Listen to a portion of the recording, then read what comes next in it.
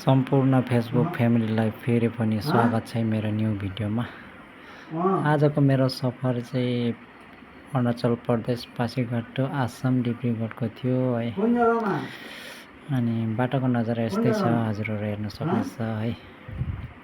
अनि कस्तो लाग्छ भन्नु होला, राम्रो लागेमा कमेन्ट सेयर फलो पनि गरिदिनु होला गाइस। अनि नजारा चाहिँ यस्तै छ हैन, एक्लै गइरहेको छु, एक्लै जाने काम थियो है। अनि एकदम चाल मारेर हिँडिरहेको छु आज चाहिँ हैन, चस्मा लगाएर यस्तै छ है।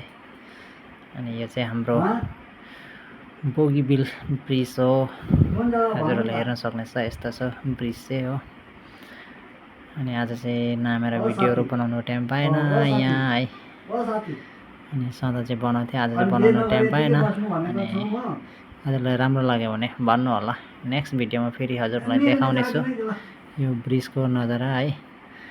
अनि अझै तपाईँहरूको माया सपोर्टले गर्दा यति भइरहेको छ हैन। अझै धेरै राम्रो भिडियोहरू हजुरहरूको बिचमा ल्याउन सकोस्, हजुरहरूको मायाले गर्दा, हजुरहरूले सपोर्ट गरिदिनु होला है।